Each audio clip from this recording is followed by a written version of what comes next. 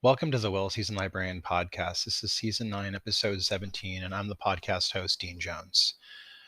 Sometimes I get really lucky in this program, and I've talked to so many really wonderful food writers and chefs and bakers that I've really been enamored of. And, just Rose Levy Berenbaum, Dory Greenspan, just to name a few off the top of my head.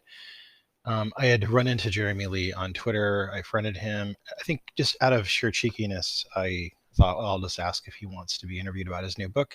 And he quickly accepted, and we quickly had a interview date. And then before I knew it, I was interviewing him. And I had been aware of Jeremy Lee, but I think I didn't remember how much I'd read about him over the years and how really big and famous he is. And I think the more research I did, I realized, I know this guy. I've been reading about him and watching him on television for years. And it just for somehow didn't kick into my brain when I saw his name on Twitter. So I was kind of like, holy crap. I was really kind of floored, and I got very anxious and nervous.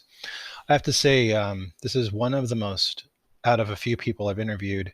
Normally I kind of feel warm and engaging and everything, which I did in this one too. But like, I was also with this interview, I was terrified. I was utterly, completely terrified the whole time because I was very starstruck. So I was really glad to get a chance to talk to him. He really immediately made me feel at ease. So charming, so nice. Oh my God, I could have talked to him all day. So I want to thank Jeremy Lee for just putting me at ease and making me feel so comfortable. And when, I'm nobody and I'm interviewing this guy who's really one of the most influential chefs in the world. And wow, really, really exciting. So Jeremy Lee is a food writer, and he's also a really prominent and influential British chef. He is the proprietor of Quo Vadis in London, which is just a huge, amazingly famous London restaurant.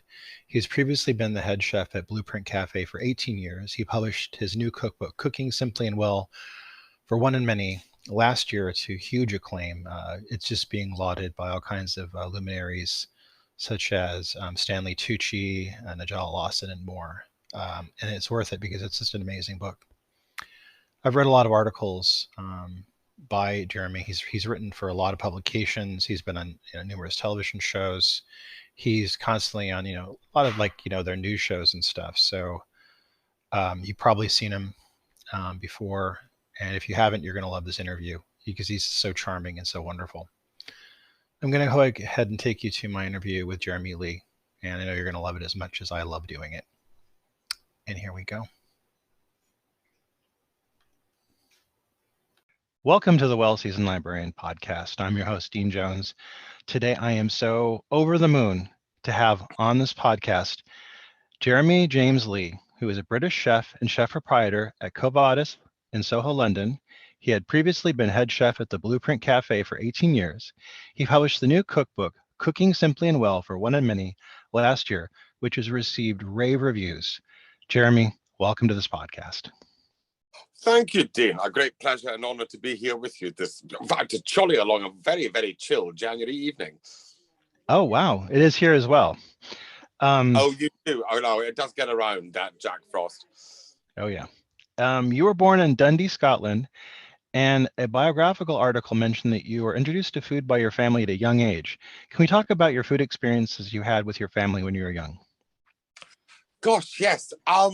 Well, I think I lucked, and it's because I think, as we'll come on to later on, the 70s were not the most joyful time for food in Britain, and are very far removed and a different place to what we enjoy now in the United Kingdom. And I lucked out having two parents who loved food, loved cooking, and loved eating, and thought nothing of hurling their 4 children, their brood, into the back of their car to go barreling to every part and corner of Angus, the fair county that I was brought up in on the east coast of Scotland, to find butchers and bakers and greengrocers and farms and all manner of folk who made things and reared and grew lovely stuff. And they brought us up with this food, simple and very good fare, and in many respects, very simple Scottish plain fare. Lentil soup seems to be the thing that always springs to mind because my grandmother fed it to us, and mum fed it to us, dad fed it to us, and I make it still, as do my siblings. And we loved this, and there are dishes that are so familiar, but they did so well that I love and cherish them. God, just a plate of mince and tatties was amazing when they made it. I mean, truth was always told when we went to someone else's house, and we'd always come back, and Mum would just say knowingly, "Told you." That Very was always nice. fun. And so very, very slowly it emerged. I mean, most of the time we took it utterly for granted and in our stride and didn't realise at all that Mum was ploughing through Elizabeth David and Jane Brigson to cull recipes. We just knew we just loved her food. And later on in life, when we discovered precisely exactly really the extent of what it took to produce that. And, they were both working. Mum was a teacher. Dad was an illustrator at home. Holding down full-time jobs, bringing up 4 kids. They cooked every day. And so I feel eternally grateful to them for that extraordinary effort they took and the care they took with us. And we always sat down to a table laid, and all the little thoughts and things that went into that, and the considerable amount of attention to detail they put into everything that I hold dear. And that, much later on, came out subconsciously into my work, I suppose, really. You mentioned that your father is an artist. Did you wrestle with the idea of maybe going into art yourself, or did you just think that you wanted to work in the cooking profession? Oh gosh, well, funnily enough, as is the story of many chefs of my generation before I and my peers, I was quite by accident because I was actually on my way to art college. I was your telepathy and very astute to study illustration, which is my great love. And en route to, I managed to get out of school with some qualifications, which was extraordinary. Being of not the most academic bent, but certainly as a child, and to earn some pocket money to pay my way through college while I was putting together a portfolio with the thought of going to art college, I got a job at a little local hotel that had opened up near to us in this very beautiful house. And there, I started as a waiter, as a part-time waiter. And this will give you an illustration of precisely the level of respect chefs were held about then. Instead of sacking me, they put me in the kitchen. Thing happened. God, it's an old story now, but but they were very kind, and they had a bark much worse than their bite. They were actually very gentle, young chefs. I lucked out not working with curmudgeons. They used first names. They didn't use that terrible moniker chef. And so, without really any thought, effort, or trial, I fell into cooking. But in a very enlightened way. My experiences in my youth were far removed from what stories you heard so often of, ridiculous. I mean, there were long hours, but it wasn't that being, when you're just, broken by it because it was so intense. I managed to dodge that bullet amazingly. Were there any famous chefs that influenced your decision to go into the food world? That's very interesting because back when I started, there really weren't very many. It was very French dominated at the time. And so, living on the east coast of Scotland in a remote village outside of a town on the banks of the Tay, most of our knowledge came through reading the Times and the Observer, which Mum and Dad have got every Sunday, and books, lots and lots of books. And, there were great, legends reaching even our remote, distant years of, the Roux brothers in London and Anton Mosselman and Pierre Kaufmann and, the murmurings of, these young Turks coming up like Marco Pierre White. But, we admire them. But even then, I was more interested in, reading Claudia Roden and Jane Grigson. That's who really fired me on more. And then when I started cooking in earnest, I think it was the likes of Michel Guérard and Roger Verger and the Troisgros brothers, the true French establishment of the Nouvelle Cuisine, which beyond the borders of France was rather visibly produced, I think, most of the time, as most would agree now, because we were kids trying stuff out back then. You know, and there really wasn't a great restaurant culture, even though there was a very strong food culture and amazing produce. As the restaurant business bloomed, so did the producer and supplier and grower realm. And so we suddenly had ingredients that allowed us to start cooking without us. And that changed the game completely. And so instead of being confronted with, you know, decades of drudgery, the same old stuff and this rather beige food, which was not the most cheering prospect, suddenly there was an illumination as the green baize door was pulled down and light came into the kitchens, and, you know, these astonishing cooks like Simon Hopkinson and Alistair Little, who I had the great good luck to cook with, came on the scene like, you know, like meteors. I mean, they were incredible, like comets. They lit up the sky, and they changed everything. And suddenly there was this, you know, suddenly we were cooking, you know, it was Chez Panisse was what we read, not Escoffier. And suddenly we were looking at, you know, what Gay Bilson was doing in Australia, and, you know, being blown away by these women who came in and changed everything. What you mentioned, Simon Hopkinson, and he was one of your first big breaks when you got to work in London at the world famous Bibendium. Can we talk about this time period for you? Oh gosh, it's remarkable harking back how the stars aligned without any planning whatsoever. You know, it has to be. I mean, we really did luck out. And, you know, lighting and timing made for everything back then.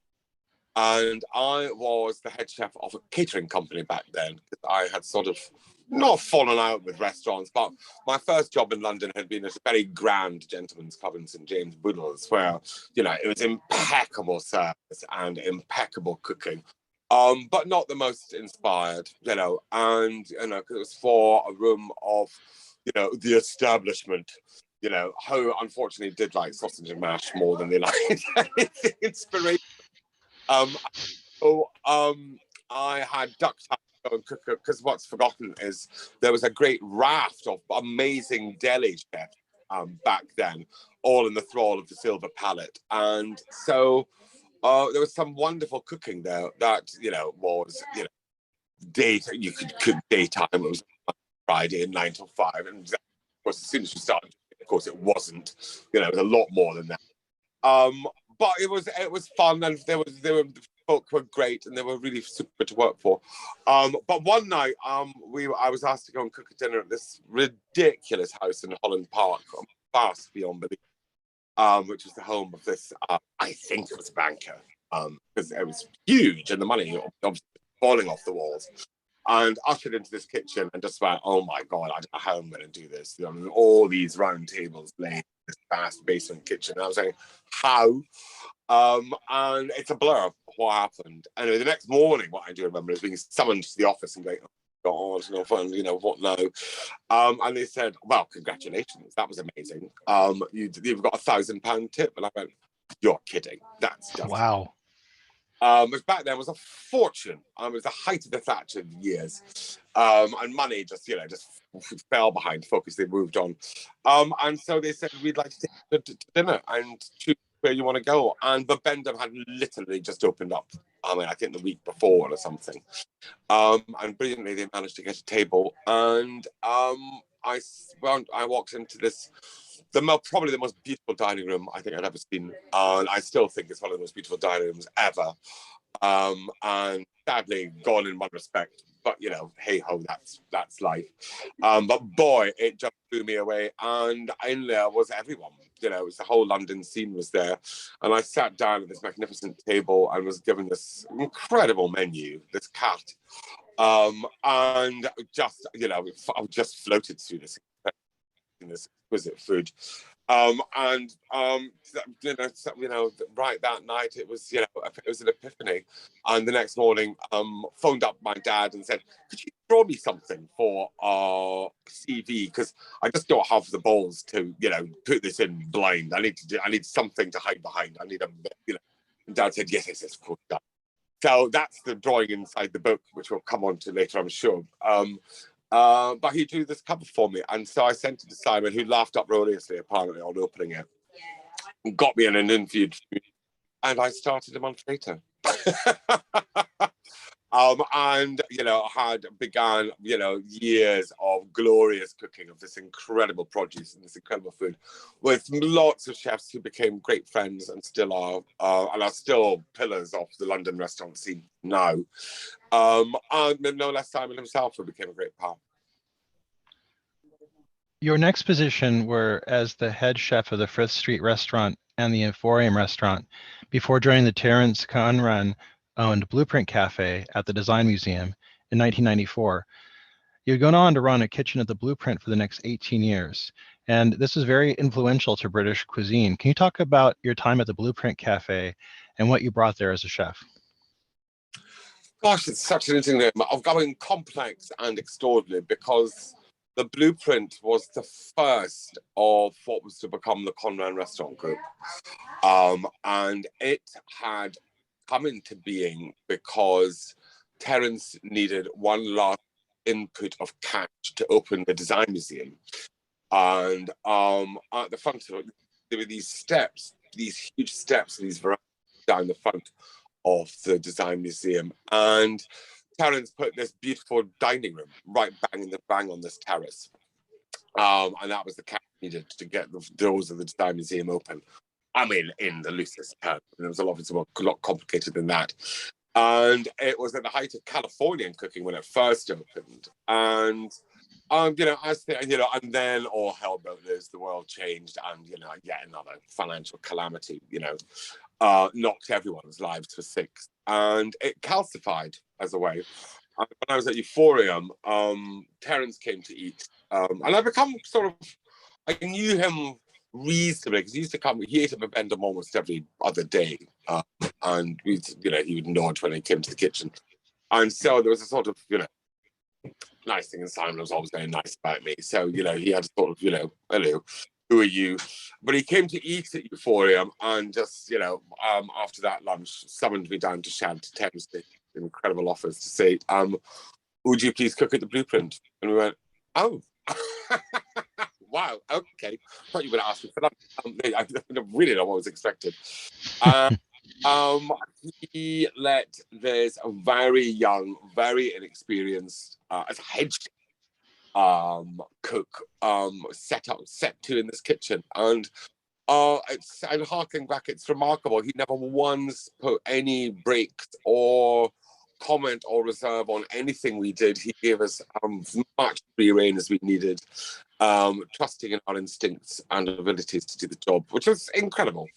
And so I, and felt, there's an Alistair Little Bibendum inspired menu, and I think it started out mostly as modern European cooking, as it was called then. But very quickly we went to modern, what was then to become modern British cooking, as more and more British producers, growers and suppliers came to the fore with amazing stuff. Not only that they were importing from abroad, but also, growing and discovering within the British Isles themselves. And the fish alone was just astonishing. And shellfish and stuff that we'd really struggled, if ever, to get hold of before. And suddenly there it came crashing on our shores. And so we went wild with it and had menus that we changed like twice a day, and to fit all this extraordinary abundance in. And I think, along with a great many folk, it was still for Kensington Place and Bibendum and Alistair Little were absolutely at the forefront of things, doing their own stuff, and then there were a few other chefs trying to do British food, but really at the same time, when we were really beginning to think this is great, Fergus opened John, and so and that was the seal of approval for great British modern cooking as it was to become. And so we just got on that surfboard and stayed on it. Please don't knock it off. That was an amazing time, really, and I look back with great fondness. In 2012, you became the head chef and chef proprietor at Quo Vadis. Yes, indeed. And in Soho, London. And that year you would also open a bakery there and begin serving breakfast, which I remember reading about at the time period. Can you talk to us about this time and your vision for starting there? Oh, golly gee. There was a lot going on. Not least the fact that the Design Museum was moving to Kensington. Oh, wow. So my tenure at the Blueprint was, had begun to come to reach its conclusion. And I was thinking about what to do. And talk about timing and lighting and stars. Sam Hart, proprietors of Quo Vadis and Barafino and Astor and all their, and Fino, their great Spanish restaurant, came and said, look, can we have a chat with you? And I went, oh, naturally, and as they were, the wunderkind of the day, I went to talk to them and they just said, look, we've tried, with Quo Vadis to make it modern European, tried to do modern British, and it's just not working. And of course the financial, it seems my entire career is peppered with the financial despair and woe of the planet, had knocked their fortunes for six. And this vast building really was not doing the numbers that it needed to do. And so they said, look, would you come on board? I mean, no, you're not come as a chef. Why don't you come as a partner? And this sort of extraordinary conversation went on, to which there was no other answer but yes, and there was stuff to consider. But it was like, when, there would never, in my mind, be another opportunity to get to stand in the kitchens of one of the last of the great Italian restaurants in Soho. Because it was the last one of its kind, and it was like, wow, this really is quite something. And I'm going to have to give up bright, bonny, glass-fronted restaurant overlooking the Pool of London and the great East End skies and this gorgeous river to go into a basement in Soho. Typical, bloody hell, from feast to famine, 180-degree swing. Yes, of course, how can I say no? This would be incredible. And that's exactly what happened. And we cobbled together, because it was a very different time, and we didn't have much money, so we really had to set to very quickly. And so there were things like having to look at this amazing cat of boxes that we created with the work of our brilliant pal Julian Roberts, the designer. And then began our amazing relationship with the fabulous illustrator John Broadley, when we created these menus. And we felt at the time that I began building the size of Quo Vadis, it should be breakfast, lunch, and dinner, and we ought to offer everything. And in hindsight, it was way too much, way too soon. We should have just built gradually. But we were young and enthusiastic, so felt, let's do it all naturally. And we had an amazing baker, sadly, who has gone back to Bratislava, but he was incredible. Baked bread for us all, and they're just wonderful. But it was an incredible luxury to have, and we, completely unsustainable. And so the part of the way was amicable beyond belief for him to go and realize his own dreams from that point of view. And then with one thing and another, and timing and lighting, and COVID, what time and nature took, COVID did with an absolute vengeance. And so we're a much more streamlined business, focusing on the dining rooms and lunch and dinner that we do, and that's where all our efforts go. And in doing that, we then honed these menus that are as fluid in their British persuasion, depending on the seasons and what produce there is, taking influence from abroad, of course, because none of us would be standing here had we not, studied French cooking, Italian cooking, and Spanish cooking, and Turkish cooking, and all the other great influences that had impact on the modern British menu. Now, I'm a fan of eel, and Quo Vadis has a wonderful smoked eel sandwich. Can you tell the listeners about this famous dish? Well, it's a funny one, because I first made it back at the Blueprint, so many years ago. The mists of time have shrouded when. But we had, there was always poilan bread, and it must be made with poilan's extraordinary sourdough. And this is what always makes me laugh. There was a time when poilan sourdough was the only sourdough you could buy in London. That gives you a rough idea of when this was, because it was the toast we all served with our terrines and rillette and dishes of the fried toast. And very good back then. And so we always had bread. We always had smoked tea, because I'd fallen in love with it when I was cooking at Alistair's, who adored smoked, and had some wonderful dishes. And then there was also pots of horseradish cream and mustard cream, around the red onion. There was always these sort of curious things. Well, not even that curious, they were just there.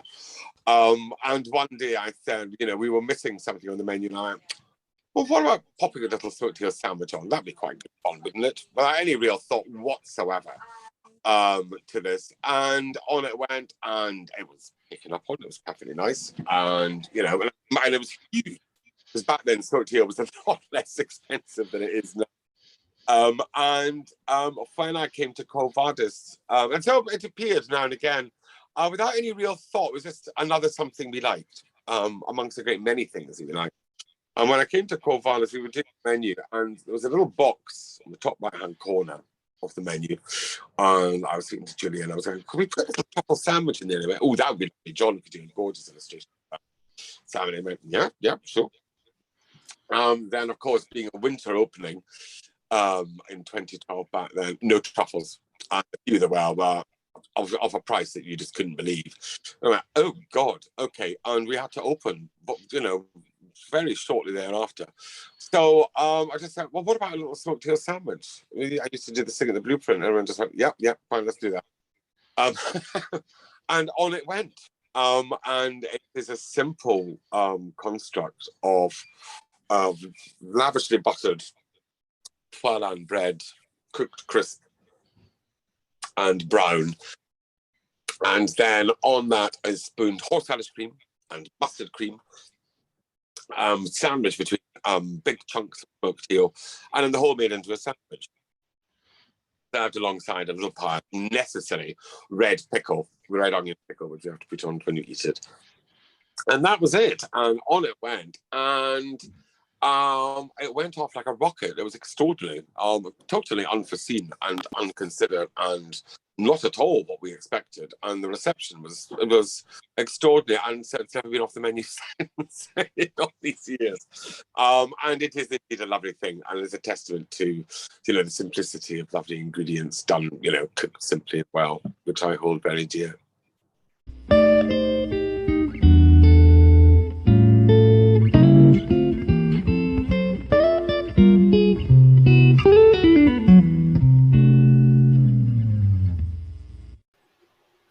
This episode is sponsored by Culinary Historians of Northern California, a Bay Area educational group dedicated to the study of food, drink, and culture in human history. To learn more about this organization and their work, please visit their website at www.chnorcal.org.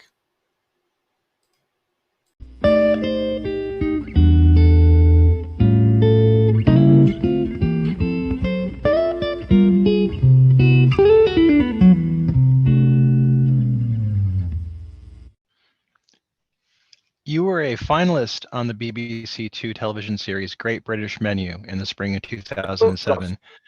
This show is a very high-pressure show. What was it like to be on TV for the first time for you?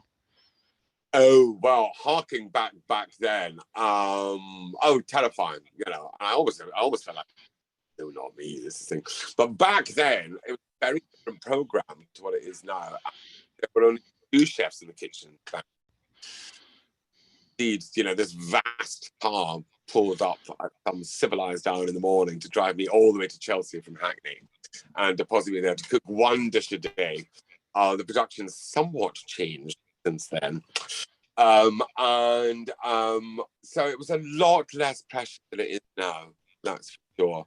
And indeed, by the time I came, I was called back as a judge of sorts, an old timer. I used to sneak in Mars bars, and I'm like, for God's sakes, feed them. I mean, these guys are exhausted. And it was very different to my experiences then, and so I was a hopeless judge because I just said, "Oh, they are working so hard. I can't possibly criticize them," And I knew exactly what it was like to be under the lights and the camera in your face and watching every move you made, and so there was enormous pressure. And so I get right under the skin of the BBC by going, "No, I'm not going to be nasty. No, I'm not going to describe how that custard can curdle because it's blatantly obvious." It was dead. It was quite funny, and they were sort of very patient with me for long enough, But I think performing in front of the camera and cooking is very difficult, and I think the more we can take it out of entertainment and into education, I think would be the benefit of all long term, because it's difficult. It's big. Huge issues with food are being conjured up now and need discussed and put on a very broad stage to be discussed by all of us. Not just for our customers in restaurants, but the world at large. You were on a TV show that I'm very fond of with the wonderful Fergus Henderson, which is Could You Eat an Elephant? This is on one of my favorite channels, Channel 4. This show had you eating various things many people might find objectionable. How did this show get created, and what were your memories of doing it? Oh, golly, what an adventure. Well, how do you say no to going on the world with burgers, eating everything? I mean, he's a very, very, very, very dear friend anyway, and a great partner, and we've enjoyed many a fine lunch together. And as always, these extraordinary adventures in life came completely out of the blue without a plan. And I was asked to go with Fergus on this adventure. Okay. What is this? And this was to test the waters. Could you eat things that in the comfort of your own home you might find challenging? And again drove our director mad because we both just said, we're not a couple of joyriders going out to be outraged. And it's also deeply impolite to be rude about food that is in some instances a daily part of folks' lives. And so we had this amazing adventure. We had to go to Italy and North Vietnam.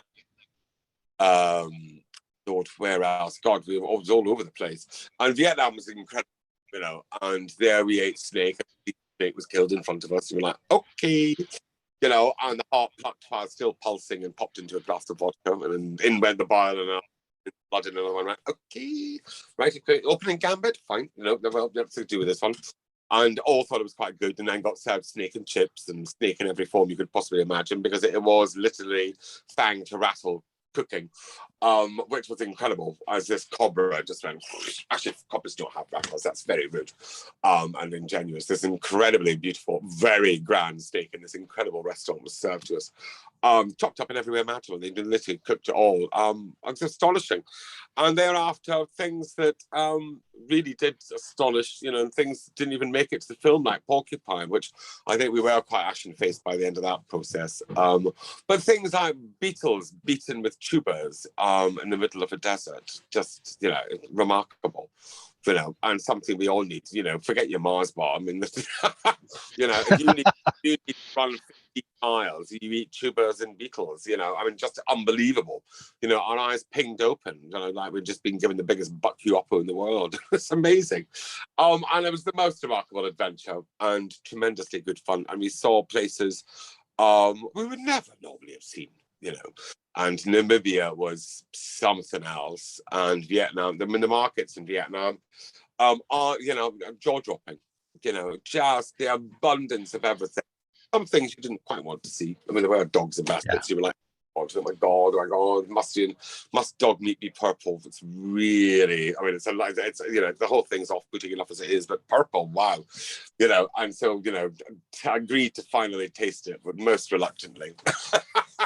And things that were challenging, but it is part of their thing. But mostly what we found, interestingly, it was mostly the foods of old folks. It was most of the foods we were presented with were really older foods from older generations than that. Yeah. in this. It was not what the kids were eating at all. In fact, they were just kind of like, you're just a bunch of weirdos. And that was to their grandfather. And thank you for your kind words, because it is a memory I look back on very fondly. I really loved it, and I thought, it was done very well, and you guys were very neat to see on TV together. I really thought, what a great pair on TV. I really could, you guys could be doing anything, I'd watch it, because it was really kind of fun, and you guys had a good rapport. Yeah, we're a very dear friend.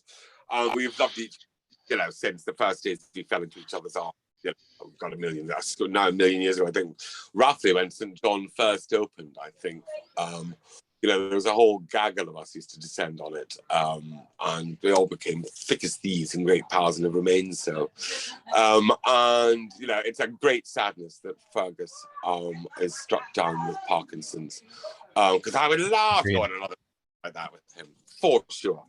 And so I call it with very, very, very fond memories, because it is something I hold very dear, that I had that adventure with my dear friend, which now would be a great challenge for him. Yeah.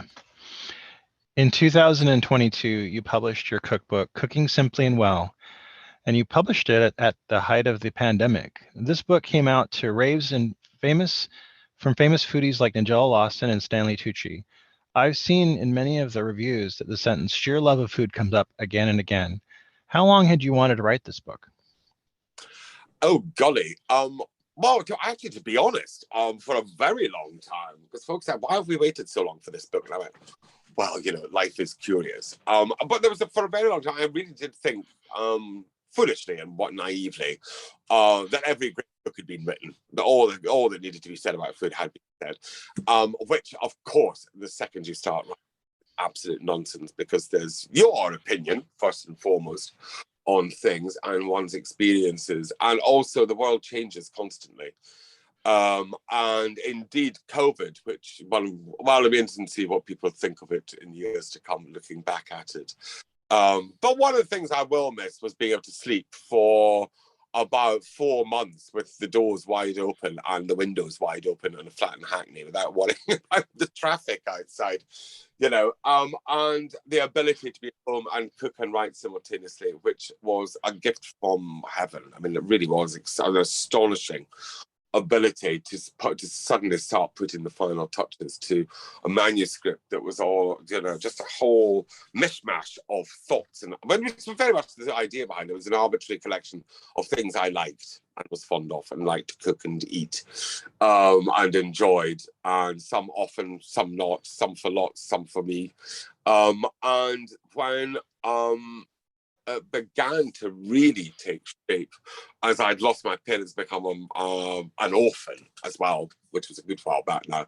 I was able to start thinking about them positively rather than sadly, which is, I suppose, that thing that comes to all orphans eventually. It was a remarkable book, and I was blessed with an amazing editor, Louise Haynes, and publisher, Fourth Estate, who poured everything into it to fashion it into the book it became. Because there was a remarkable realm of people, when I'd love to take all the credit for myself. I did put pen to paper, I did cook everything, but there's a whole wealth of thought behind it that made such a great adventure out of the whole thing. So I love. Sorry. Okay, sorry. Oh, no. I was going to say, I love the arrangement of it. I thought that it had a wonderful kind of a pedagogy where you had it arranged by events and favorite ingredients. Yes. Yeah, it was to be wanted it to be, something the book would just, wherever it fell open, you could just pick up and read, and then it would have it would have a beautiful flow to it, but that was very important, and it was important that the manuscript breathed. But you could start at the beginning, or you could start at the end and work back, or start in the middle and go either side, and you would find something somewhere that you would like. Was really a big part of putting together our thought process, that didn't structure it in any rigid form, and particularly any form that was really familiar You know, we wanted to, rather like finding the name itself, you know, this ridiculous idea like cooking, you know, which was the title itself, which was Elena Heatherwick's fault. Because when she came to photograph the food and we presented her with complete dishes, she went, "Is that it?" And I went, "Uh-huh." And I went, "Oh, I see, you want the cooking." And that was the light bulb that went on, the apple that fell off the tree. And I went, "Oh my God." You know, and we were still looking for the title at that stage. So I went that night, I was like, "Oh God, I wonder. Really, you know," and I have a lot of cookbooks and I've read a lot of cookbooks and I've read cooking on every subject you can possibly imagine, apart from cooking. And so I trawled the great www world. And indeed, there was every cooking on everything but cooking. It somehow miraculously kept itself hidden under a stone somewhere. And that became just a thing, you know, and all other priorities were rescinded. This book was just about cooking and produce and buying it and getting it and having, you know, a pleasant time in the kitchen, and one that you would enjoy the fruits of your labors. I got to see an image of your home on Home and Garden TV on YouTube. And I remembered that in the book that you had taken a lot of the photography on some of the china you own, and it's a magnificent collection from what I've seen from the Home and Garden episode. Was that your idea, or was that the photographer Elena Heatherwick's? Both. No, she loved that we were going to do everything at home, and it would be cooked on a very an electric 4-burner I've got as a cooker, and that it would all be served on plates that I had been amassing forever. And some of the stuff came from mum and dad's, some of it in presents, some of it I'd found on travels abroad. And I just piecemeal put together all these bits and bobs and then jammed them on the shelves, you know, in no order whatsoever. And so there was this lovely thing each day we shot, where I would just say to someone, "Can you just go and get a plate from the shelf and we'll put it," you know. And so it was all, you know, that was as arbitrary as the book itself, you know, which somehow seems, you know, Elena with her incredible eye. Very rarely did she say no, but she said, "I don't want shiny." And I went, "Okay, you don't want shiny." You know, you know, and so it's amazing to work with, just fantastic, you know, fabulous art. And I always knew exactly when I was like, "Stop, that's it, that's what I want." You know, so she was a joy to work with. But yeah, everything came off the shelves at home. You've talked about this a bit, but I wanted to return to this topic. Who are some of the food writers that have influenced you and inspired you through the years? Oh, golly gee. Well, one of the things interesting was that I was asked to put together a list of 10 favourite cookbooks, or 20 favourite cookbooks, and I loathe those 10 best lists. You know, this is the list of everything. They're just, you know, because those change, you know, bizarrely as your viewpoint.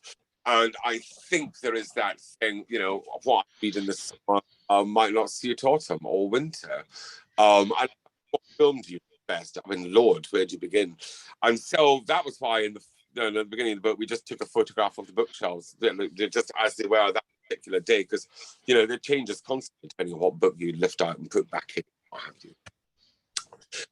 And they said, "Okay, we'll do that. Yeah, we'll do that for you." And I went, "Thank you very much." And, you know, so there's a raft of books either side and, you know, top and bottom, you know, that didn't go in. So I apologize to anyone that, you know, listed who's just but Paramount, I think, and I like to think I got a lot of names in. But folk like Elizabeth Davis and Arabella Boxer and Jane Grigson, and Claudia Rodden, Elizabeth Luard, Rachel Roddy, you know, Michael Smith, Alistair Little, Simon Hopkinson, Rory Lee, brilliant writer, the River Cafe books, you know, I mean, the list is just extraordinary of books, because I like books, always have done. I was a voracious reader as a kid, particularly when I was quite goofy then. Actually, still am quite goofy, I think, from what I gather, what people tell me. You know, and so, you know, I enjoy them enormously. And I like having them. They're old friends that some I don't look at for a long time, and then others I just go, wow, brilliant. Here we go again. You know, like Michelle Guerra comes out as often as Elizabeth David. And Caroline Conrad did an amazing job of editing those books. You know, along with Susan Campbell, who did Freddie Girardet's book. And she, the great authoress on The Walled Garden, you know, and has her own cookery books too.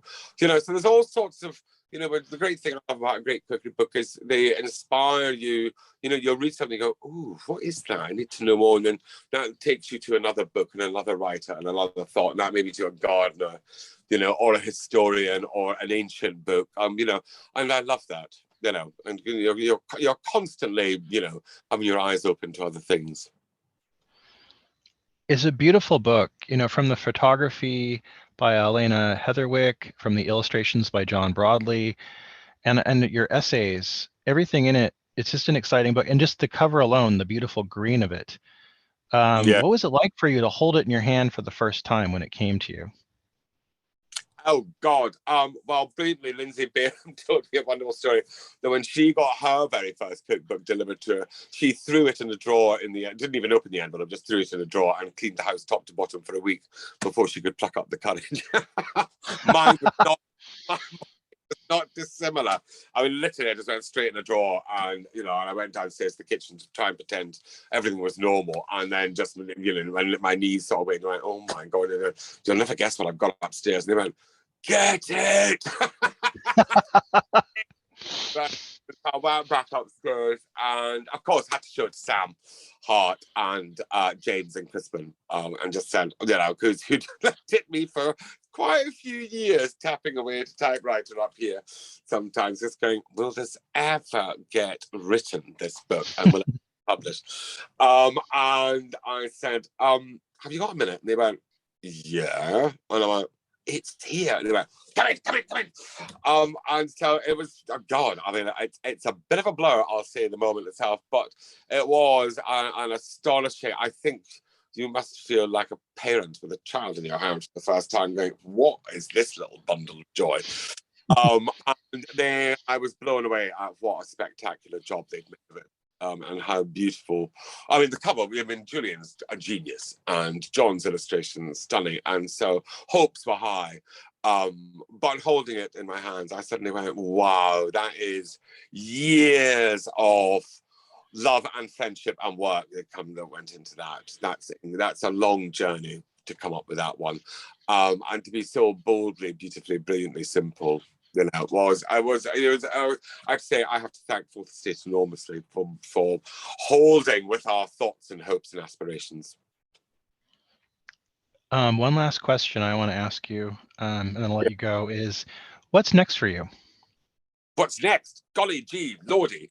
Well, the Quo Vadis is a building site downstairs as we expand our ground floor into a much larger dining room.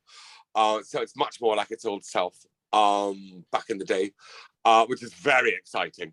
And that's going to expand our menus enormously. So that's very, very exciting. And we live a very blessed life here. It's really extraordinary. And one of the things that's really great, having a bigger restaurant, means we can spend more and buy more produce. So we can work with more producers and suppliers, which would be amazing.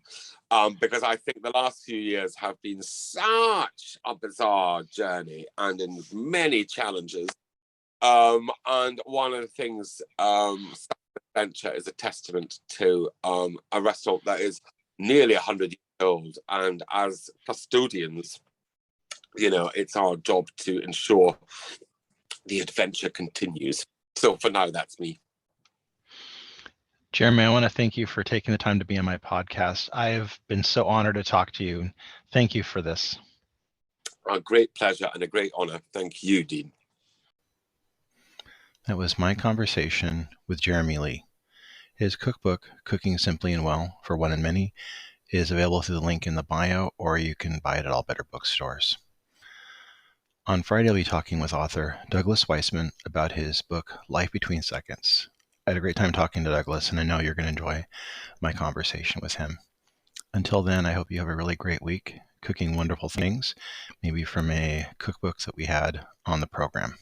Until then, keep on cooking.